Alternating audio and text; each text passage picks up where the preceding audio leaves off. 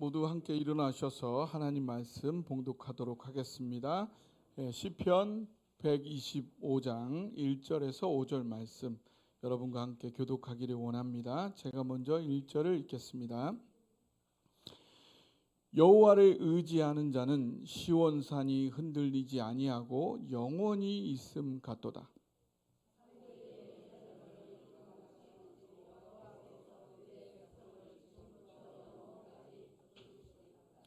악인의 규가 의인들의 땅에서는 그 권세를 누리지 못하리니 이는 의인들로 하여금 죄악에 손을 대지 아니하게 함이로다.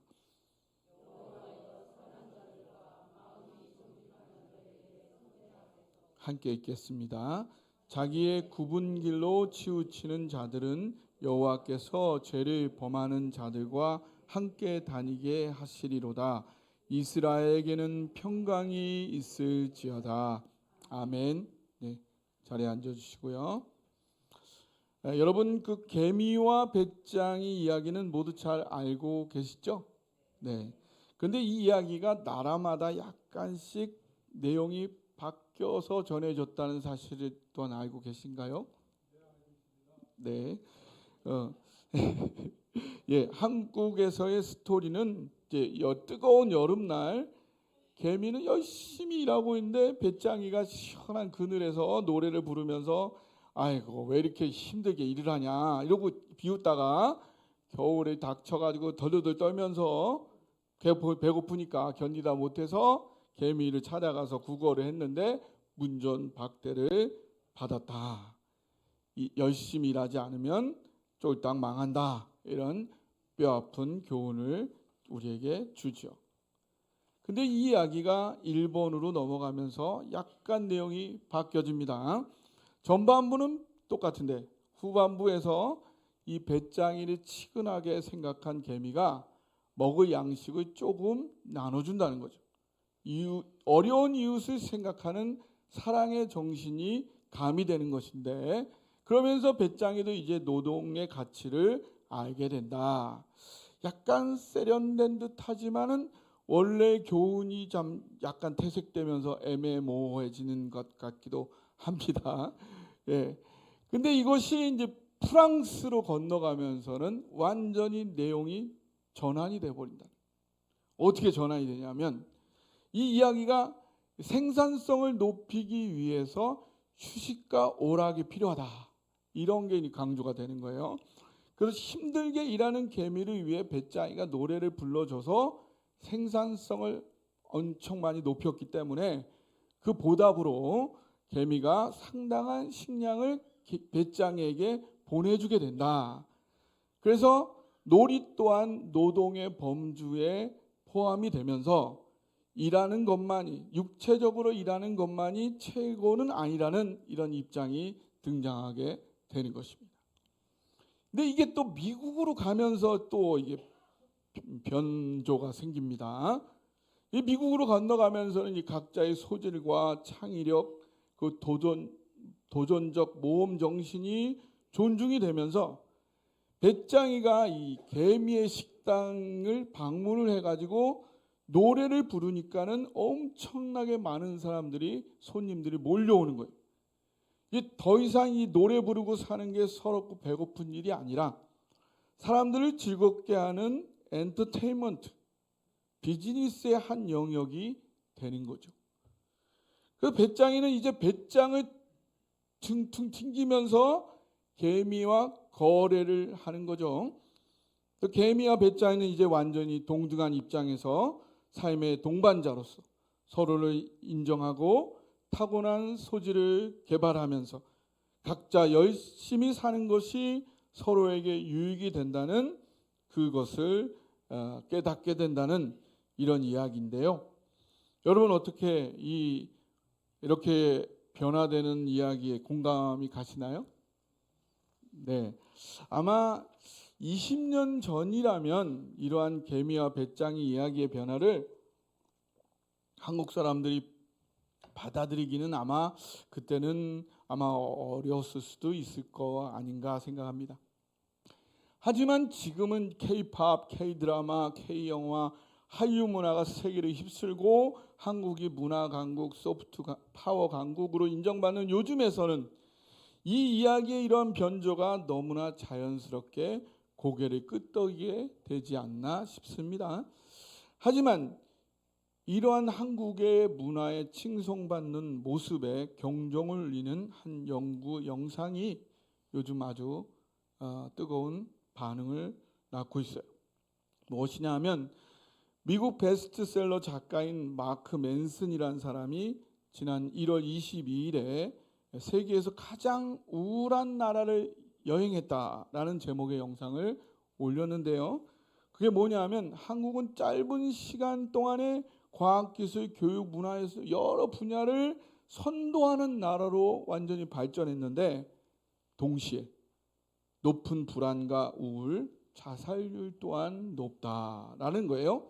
이런 정신적인 악영향은 압축 근대화라는 급속 성장 과정에서 압박과 경쟁을 부추기는 이 사회의 구조에서 왔다라는 거예요. 예를 들자면 이 삼성 연구 R&D 팀, 연구 개발팀 예를 들자면 여기는 이 빌딩 안에 이 삼성 연구 빌딩 안에 모든 게 다 있는 거예요. 기숙사도 있고 거기에 병원도 있고 식당도 있고 모든 게 다 들어있어요. 그래서 딴 데를 갈 필요가 없어요. 거기서 다 해결이 되는 거예요. 그래서 그 직원들은 오로지 자기 일에만 집중할 수 있도록 해놓고서 거기다가 엄청난 경쟁 체제를 둬가지고 그 개개인의 그 능력의 최대치를 다 끌어올리게 만든다는 거죠.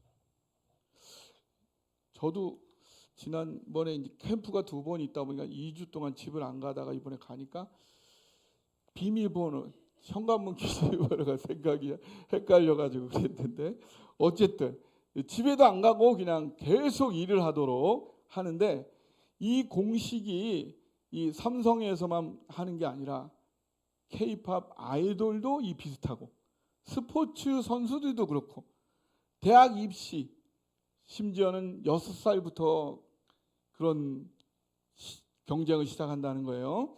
그다음에 각종 고시들이 다 이런 합숙 기숙사 합숙 훈련을 통해서 이런 걸 하는데 그렇게 할수록 그곳마다 아주 효과를 내고 있다는 사실입니다. 그런데 효과는 있는 동시에 굉장한 심리적인 압박과 탈진의 부작용을 낳고 있다는 거죠. 그는 이 삼국 사회가 이러한 모습을 갖게 되니까 다른 나라에서는 도저히 이해할 수 없는 그렇게까지 해?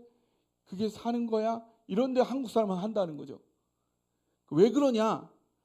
그 원인을 이 사람은 그래도 길게 봐서 한국 전쟁에서부터 찾는 거예요. 인구의 15%가 죽었어요. 삼국 전쟁에서.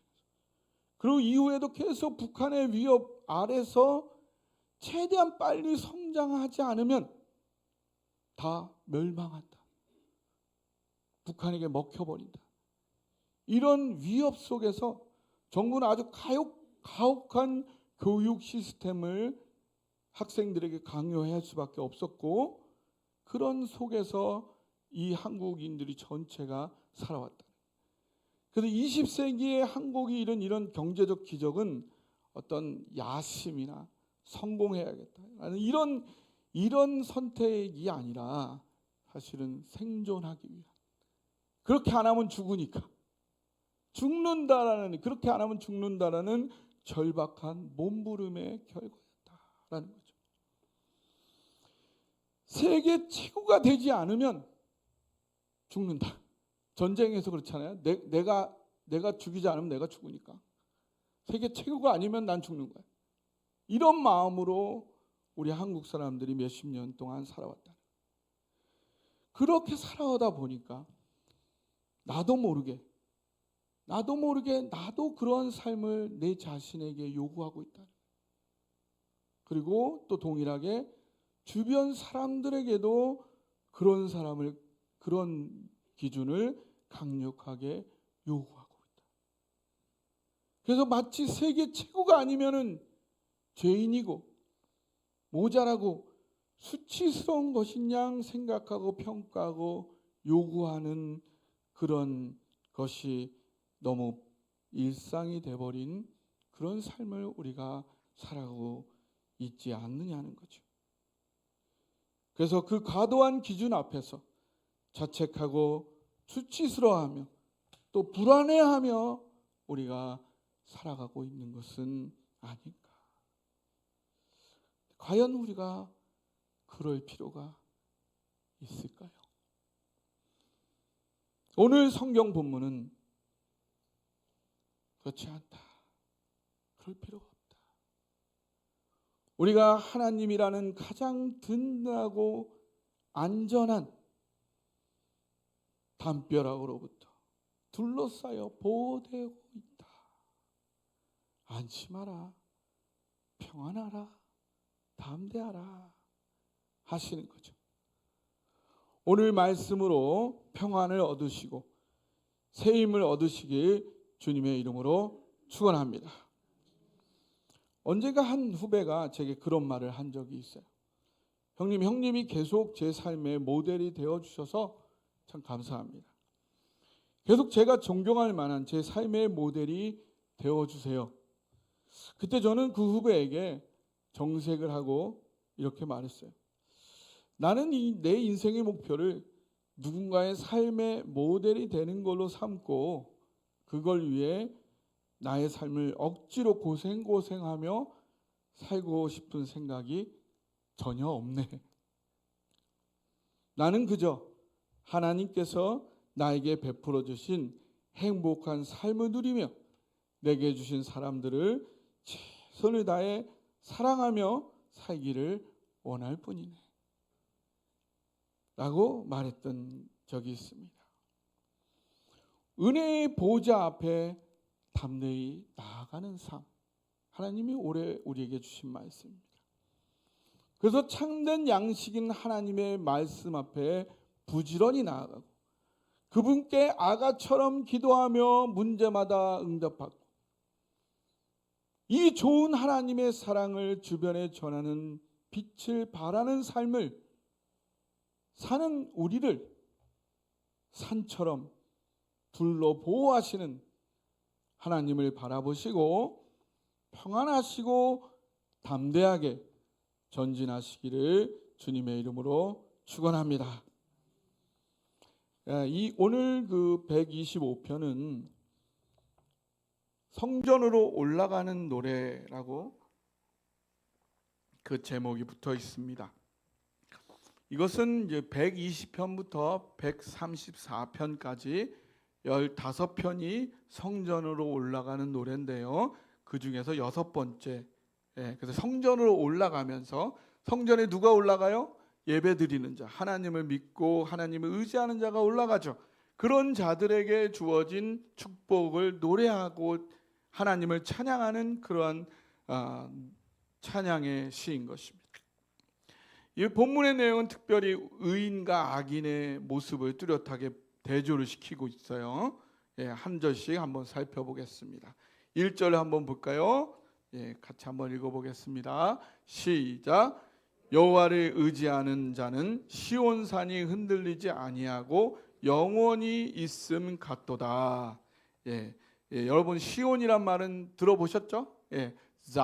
자이온이라는 이 뜻은 그 뜻 자체에 요새라는 뜻이 있어요. 요새. 여호와를 의지하는 자는 이 요새 같은 튼튼한 산이 가장 안 흔들리잖아요. 원어로 보면 흔들릴 수가 없다. 흔들려야 흔들 수가 없는 것이 산이라는 거예요. 특히나 이 시온산은 요새와 같이 어마어마하게 견고하여서 절대로 흔들리지 않는다. 누가요? 여호와를 의지하는 자는 산과 같이 흔들리지 않는다. 언제까지? 영원히 흔들리지 않는다라는 것입니다. 2절을 볼까요? 2절도 같이 읽어보겠습니다. 시작. 산들이 예루살렘을 두름과 같이 여호와께서 그의 백성을 지금부터 영원까지 두루시리로다. 아멘. 이 말씀 뭐냐 하면 이 예루살렘 주변에는 5개의 산이 있었어요. 감난산, 모리아산, 성전산, 시온산, 갈보리산. 5개의 산이 있는 데다가 예루살렘 이 자체가 해발 780m로 굉장히 높았어요. 그러니까 이 예루살렘 성이 완전히 높은 곳에 그 높은 산들에 둘러싸여 있는 거예요. 난공불락의 성인 거죠. 웬만한 적들이 웬만해서는 침공할 수 없는, 함락할 수 없는 그런 천혜의 요새와 같은 그곳이 바로 예루살렘이었던 것이에요. 이렇게 산들이 예루살렘을 두른과 같이 하나님께서 그를 믿고 의지하는 백성들을 영원까지 두르고 보호하고 계시다는 거죠. 스가랴 2장 4절 5절에서도 동일한 말씀을 하고 계세요. 예루살렘은 그 가운데 사랑과 가축이 많으므로 성곽이 없는 성읍이 될 것이라. 여호와의 말씀에 내가 불로 둘러싼 성곽이 되며 그 가운데서 영광이 되리라. 성곽이 필요 없다. 내가 성곽이 되주겠다 라고 약속해 주고 계시는 것입니다. 3절을 한번 볼까요? 3절. 오늘 시편 125편 3절 같이 읽어보겠습니다. 시작.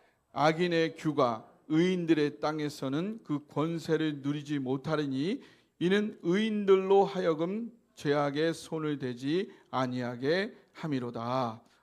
이게 무슨 뜻이냐? 악인의 규는 쉐베트 하레샤라는 그런 말인데요. 이 하레샤라는 말이 이 말이 막대기란 뜻. 막대기, 지팡이, 홀, 왕이 들고 있는 홀. 그래서 이것이 의미는 뭐냐? 권세, 영향력, 힘 이런 거예요. 악인의 영향력이 의인들의 땅에서는 그 힘을 발휘하지 못한다. 그런 거예요. 여러분을 해치려는 사탄의 악한 모든 공격이 하나님께서 그 영향력이 미치지 못하게 하시겠다라는 약속인 거죠. 그 이유가 뭐예요? 그 이유는 의인들로 하여금 죄악의 손을 대지 아니하게, 의인들이 죄악의 손대지 않게 하기 위해서. 여기서 알 수 있는 사실은 뭐예요? 이 의인들도 완전한 사람들은 아니라는 거예요. 약하면 죄악의 손을 댈 수도 있는 연약한 사람이라는 것입니다. 그렇지 않나요? 우리 모두 연약한 사람들. 우리가 믿음으로 의인이 되었지만, 믿음으로 예수 그리스도의 은혜로 구원을 받았지만 여전히 우리도 연약하여서 너무 힘들면은 죄악의 손을 댈 수밖에 없다는 것을 하나님이 알고 계신다. 그래서 그렇게 하면 안 되기 때문에 그걸 미연에 막기 위해서 하나님께서 그 악인의 권세와 영향력을 발휘하지 못하게 막아주시겠다라는 것입니다. 고린도전서 10장 13절에 사람이 감당할 시험 밖에는 너희에게 당한 것이 없나니 오직 하나님이 부사 너희 감당하지 못하여 시험 당함을 허락하지 아니하시고 시험 당할 쯤에 또한 피할 길을 내사 능히 감당하게 하시느니라 말씀하시고 계시죠. 여러분, 그 시험이라는 말에 헬라어에 2가지 원어가 있어요. 하나가 페이라조가 있고 도끼마조라는 2가지 언어가 있습니다. 이 페이라조는 어떤 뜻이냐면, 여러분 이제 그 영화 같은 데 보면 이런 그 컵을 막 돌리고 동전이 어딨냐 맞추는 거 있죠. 그래서 그거를 이렇게 동전이 있는 걸 맞추면은 돈을 따고 못 맞추면은 돈이 잃어버리는 그 도박처럼 이렇게 열어보는 거 확인해 보는 거, 이게 페이라조예요. 이렇게 이제 도박하는 것처럼 여기에 계속 넘어가니까 이게 나중에는 유혹하다라는 뜻을 가는 거예요. 예. 그런 뜻의 시험하다는 뜻이 있고요. 그 다음에 이 도끼마조는 어떤 뜻이냐면, 그 의사 선생님이 그 마을에 있는데 너무 잘 고치는 거예요. 우리 이성규 집사님처럼 너무 친절하고 막 얘기하는 것마다 다 맞고 다 고치고 막 다 그런 거예요. 그래서 사람들이 저 선생님한테는 우리가 좀 훈장이라도 줘가지고 좀 인정을 해줬으면 좋겠다. 그래서 그 인정을 해주는 시험, 너무나 분명한 사람에게 공인해주는 그 시험이 도끼마조예요. 네. 그러면 페이라조와 도끼마조, 사탄은 우리를 페이라조 할까요? 도끼마조 할까요? 사탄은 결코 우리를 좋게 도끼마조 하지 않고 우리를 어떻게든 유혹하려고 페이라조 하는 거예요. 하나님은 우리를 절대로 유혹하지 않으시고 우리에게 이미 있는 거를, 우리가 할 수 있는 거를 세상에 자랑하기 위해서, 욥의 그 믿음을 자랑하기 위해서 시험하라고 그랬죠. 그런 것처럼 도끼마조라는 거예요. 근데 놀라운 사실은요, 매일매일 순간순간 모든 사건을 통해서 사탄의 페이라조와 하나님의 도끼마조가 동시에 온다는 사실입니다. 모든 순간 모든 일을 통해서 사탄은 어떻게든 나를 넘어뜨리려고 그 사건을 이용하는 거예요. 나를 유혹하는 거예요. 그런데 엄밀한 의미에서 사탄이 그거를 하려면 누구의 허락을 받아야 돼요? 누구의 허락을 받아야 될까요? 하나님의 허락이 없이는 그거를 나에게 할 수가 없는 거예요. 사탄이 욥을 시험하기 전에 항상 하나님의 허락을 받아야만 했던 것처럼 나를 시험할 때도 항상 하나님의 허락을 받아야 되는 거예요. 하나님은 언제나 나를 도끼마조 하시고 내가 감당할 수 있을 때만 허락하시고, 엄밀한 의미에서 우리에게는 완전한 페이라조는 없다. 모든 것이 하나님의 허락하심이 있는 도끼마조일 뿐이라는 사실, 여러분 믿으시기 바랍니다. 네, 헬라어 계속 쓰니까 저도 어렵습니다. 그런데 이 우리나라에 갖고 있는 이 어려운 이 상황, 힘든 우리들의 이 정신적인 어려움들을, 이 마크 맨슨 이 사람은 한국이 세계에서 가장 우울한 나라인 그 원인을 한국 전쟁에서부터 찾습니다. 우리나라의 완벽주의, 처절한 삶을 기꺼이 받아들이는 이러한 것은 한국 전쟁 이후에 그 절박한 삶 때문이었다. 나름대로 보통 서양 사람들에 비해서는 심도 깊은 통찰을 하는 것 같아요. 그러나 좀 더 깊은 통찰이 저는 필요하다고 생각합니다. 그 서울대학교 아시아연구소의 권원익 교수라는 사람이 The Other Cold War라는 책을 썼습니다. 굉장히 세계적으로 인정받는 책인데 한국말로 번역이 돼서 또 하나의 냉전이라는 책이에요. 이 책에서 이야기하는 바는 뭐냐 하면요, 냉전 시대에 아죠. 냉전, 미국과 소련이 서로 전쟁을 하지 않기 위해서 냉전의 시기를 가졌다, 그런 거죠. 그러니까 2차 세계대전이 끝나고 나서 3차 세계대전이 났다가는 인류가 완전 멸망하겠다. 그러면 안 되겠다. 이제는 냉전으로 해야겠다. 직접 부딪히면 안 되겠다라고 해서 냉전 시대가 되었는데, 이 권은희 교수가 얘기하는 것은 미국과 소련만 전쟁을 안 했을 뿐이지, 그래서 3차 세계대전은 안 났을 뿐이지, 그걸 대리해서 수많은 국가들이 희생을 당했다는 거예요. 그 대표적인 것이 그것이 한국 전쟁이다. 그래서 BTS 일원 중에 한 사람인 RM이라는 청년이 있는데, 그 RM한테 이 서양 기자가 물어본 거예요. 너희는 왜 그렇게 애들을 들들 볶아서 아이돌을 이렇게 만드느냐. 이 RM이 그랬다는 거예요. 당신들이 한국 사람이 왜 이렇게 절박하고 처절한 삶을 사는지 그 이유를 아냐? 너희들 때문이다. 세계 평화를 위해서 3차 세계전이 일어나지 않기 위해서 결국 우리나라 희생된 거 아니야.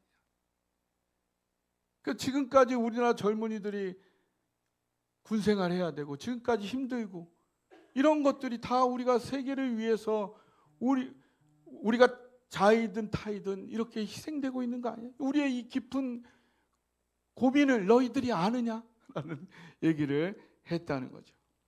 근데 얼마 전 저는 이순신 장군에 관한 영화 노량이라는 영화를 보면서 그 원인은 더 뿌리가 깊다라는 생각을 했어요. 마지막 전쟁, 중국 장군은 이순신 장군한테 그냥 살려보냅시다. 전쟁도 이긴 것 같은데 이순신 장군 안 된다. 한 명이라도 살려보내면 또 쳐들어온다. 다 죽여버려야지. 다시는 오지 않는다. 왜? 그거는 단지 이순신 장군의 일평생의 경험이 아닌 거죠. 우리나라의 반만년의 역사 수많은 침입을 당하고 거기에 우리의 가족들이 유린을 당했던 그것이 깊이 뿌리 내려버린 우리의 그 처절한 아픔들이 거기에 배어 있는 거죠. 그것이 무의식적으로 우리의 지금 다음 세대들에게 스며들어가서 그 잠재의식이 깨어나는 거예요. 너무 힘드니까. 그래서 그 모든 능력들이 막 깨어나는 거예요. 그래서 모든 문화를 다 치고 1등이 되는 거예요. 그 또 다른 민족이 있죠. 우리나라 유대인들. 요즘 재미있는 얘기 들었는데 어떤 사업하시는 분이 그런 얘기를 하더라고요. 어떤 도시에 유대인이 자리를 잡고 막 사업을 잘 돈을 벌고 있는 식당을 하면서 근데 딱 하니 거기 바로 앞에 정면에 한국 사람이 식당을 딱 하는 거예요. 그러면 유대인이 벌벌 떤다는 거예요. 저것도 아주 지독한 새벽 4시부터 일어나가지고 부존하는 데가 똑똑하기도 해가지고 와 이제 죽었다. 어떡하지 막 걱정을 한다는 거예요. 그런데 바로 또 그 옆에 또 다른 한국인이 또 들어오는 거예요. 이제 됐다. 둘이 싸울 거야. 이런다는 거죠. 재밌는 얘기고요.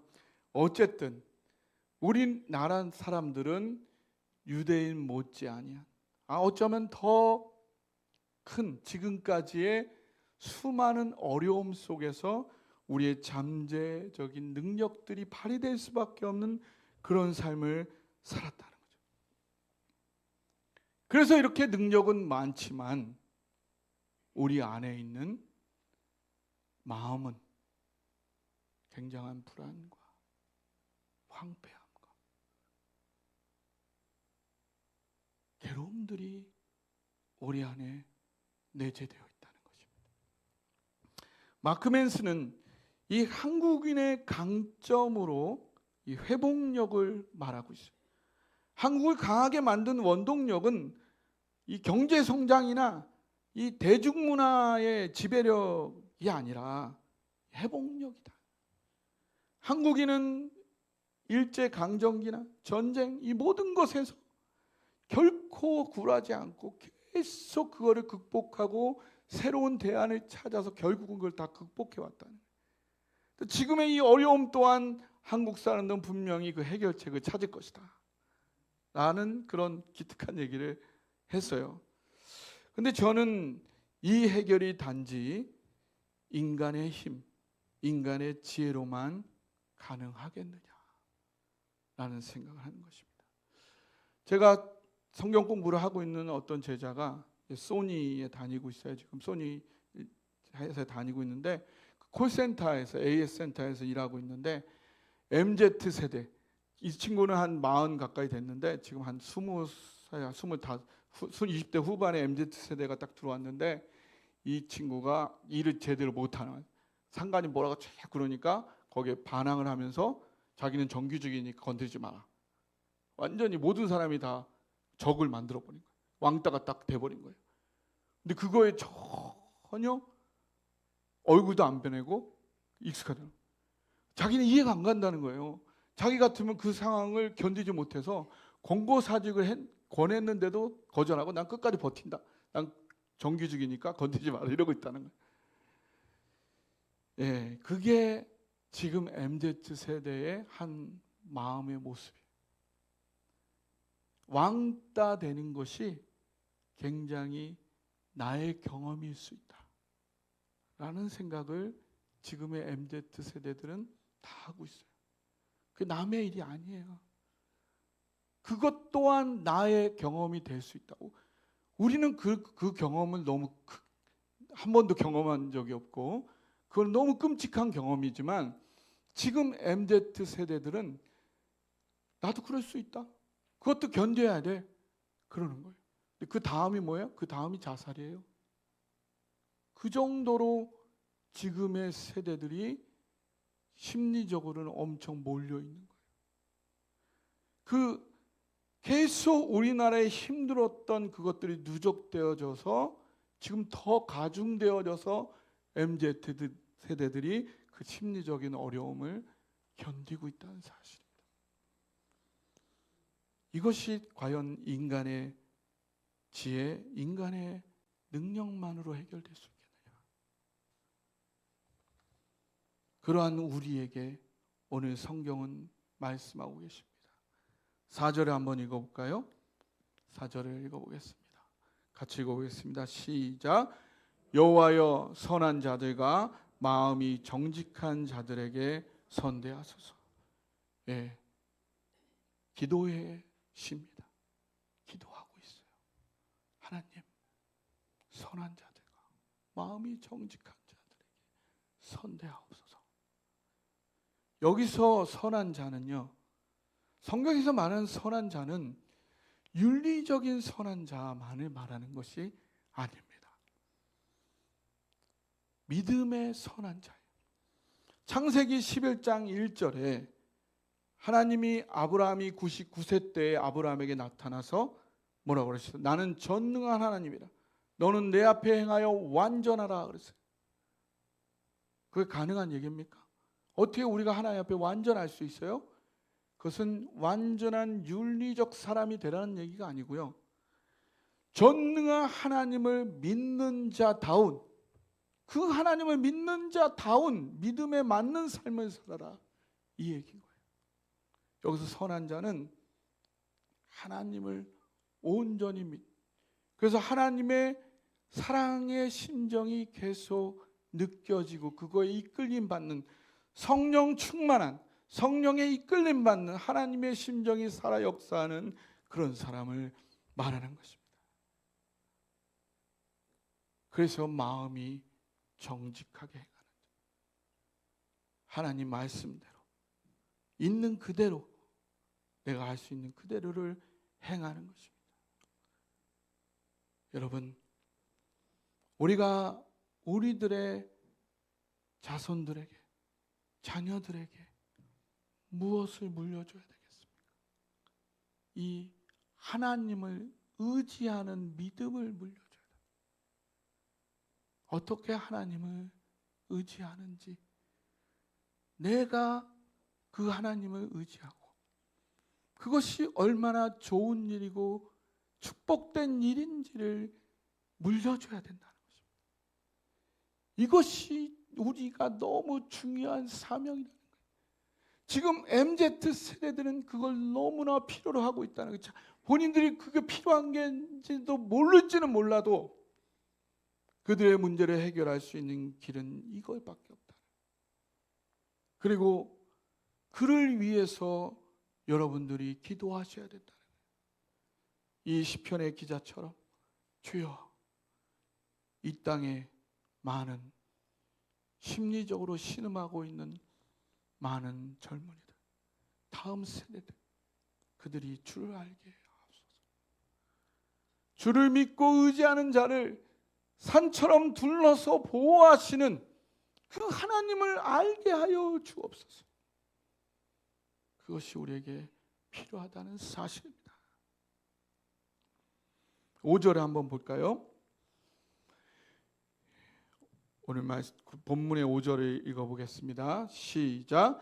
자기의 굽은 길로 치우치는 자들은 여호와께서 죄를 범하는 자들과 함께 다니게 하시리로다. 이스라엘에게는 평강이 있을지어다. 아멘. 자기의 굽은 길로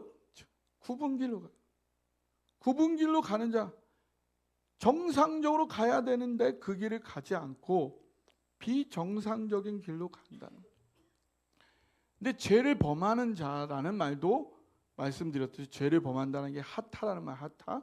히브리 하타라는 말은 관역을 빗맞다, 길을 잃어버리다, 길을 벗어나다.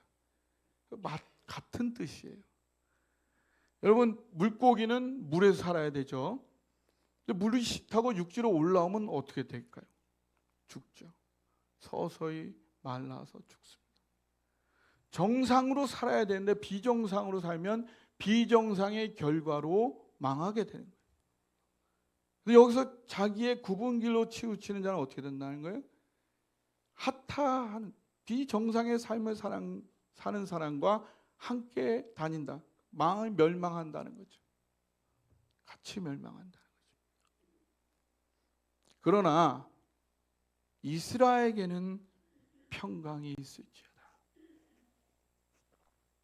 오늘 시편 기자가 말하고 있는 것은 하나님의 심정을 대언하고 있는 것입니다. 하나님의 뜻을 위반해. 우리 인간은 원래 하나님과 소통하여서 사랑을 느끼며 성령이 이끌림받아 살게 되어 있어요. 그게 정상이에요. 그렇지 않게 되면 인간은 자기도 모르게 굽은 길을 가게 되고 비정상이 되고, 그러면 그 결과로 망하게 된다는 것입니다. 그러나 이스라엘은 어떤 자입니까? 은혜의 보좌 앞에 담대히 나아가는 자입니다. 그러기 위해서 참된 양식인 말씀을 부지런히 찾는 자입니다. 아가처럼 그 하나님께 부르짖어 모든 것에서 응답을 받는 자입니다. 그렇게 느껴지고 경험된 좋은 하나님을 다른 사람에게 알리기 위하여 빛을 발하는 삶을 사는 것입니다. 그러한 자에게 평강이 있을지어다. 하나님 말씀하고 계신데 예수님도 동일한 말씀을 하셨어요. 요한복음 20장 19절에서 22절 말씀입니다. 한번 같이 읽어볼까요? 어떤 말씀하셨는지. 요한복음 20장 19절에서 22절이에요. 그는 안 넘기고 그대로 둘 테니 쭉 한번 읽어보겠습니다. 시작.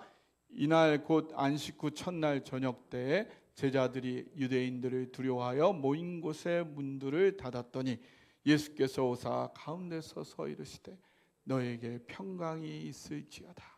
이 말씀을 하시고 성과 옆구리를 보이시니 제자들이 주를 보고 기뻐하더라. 예수께서 또 이르시되 너희에게 평강이 있을지어다. 아버지께서 나를 보내신 것 같이 나도 너희를 보내노라. 이 말씀을 하시고 그들을 향하사 숨을 내쉬며 이르시되 성령을 받으라. 아멘. 네. 하나님을 믿고 따랐던, 예수님을 믿고 따랐던 제자들, 그 예수님이 십자가에 죽으시고 끝난 줄 알고 두려워서 문을 닫고 덜덜 떨고 있는 그들에게 예수님 부활하셔서 찾아가셔서 너에게 평강이 있을지어다. 죽음을 이기시고 모든 어려움과 모든 장벽과 모든 위협을 다 이겨버리신 예수님께서 찾아오셔서 평강이 있을지어다, 평안할지어다 그들에게 선포해 주고 계신 것입니다. 오늘도 우리에게 그렇게 말씀해 주고 계십니다. 그 존 버년의 철로 역정에 보면 이 크리스찬이 천성을 향해서 순례길을 가다가 고난이라는 산을 만나게 됩니다. 고난이라는 산을 막 올라가는데 거기서 막 불신과 두려움이라는 두 친구가 막 내려오고 있는 거예요. 막 못 가겠어요. 막 내려오는 거예요. 그래서 그 친구들에게 왜 그럽니까? 그러니까 저 앞에 사자 두 마리가 으르렁대고 도저히 못 가겠어요. 그러면서 불신, 두려움, 하나님을 안 믿으면 두려움이 생기죠. 그 두 친구가 막 달아나는 거예요. 그래서 크리스찬도 막 거기에 영향을 받아가지고 어떡하지 막 그랬는데 가만히 말씀을 묵상하면서 바라보고 있으니까 그 사자들이 양쪽으로부터 엄청난 강력한 쇠사슬로 딱 묶여 있더라는 거예요. 자로나 우로나 치우치지 아니하고 곧장 가면은 털끝만큼도 건드릴 수 없게 하나님이 딱 묶어 놓으셨다는 사실입니다. 우리는 오늘도 끊임없이 사탄이 우리를 위협해요. 불안하게 합니다. 많은 문제가 있는 것처럼 나를 흔듭니다. 그러나 오늘 주님, 내가 너를 산같이 두르고 있다. 내가 너를 산같이 두르고 있다. 평강할지어다. 성령을 받으라. 나를 사랑해서 기꺼이 생명 바쳐준 그 주님. 그 주님이 내가 너와 함께 할 것이다. 평안하라. 담대하라. 전진하라. 계속해서 서로 힘을 다해 사랑하라. 라고 우리에게 말씀해주고 계신 것입니다. 우리 힘차게 올 한 해도 주님을 힘입어서 열심히 전진해가는 저와 여러분 되시기를 주님의 이름으로 축원합니다. 이 말씀 붙잡고 우리 함께 기도하기를 원합니다. 주여 함께 주옵소서. 함께 기도하는 시간 갖겠습니다. 함께 기도하겠습니다.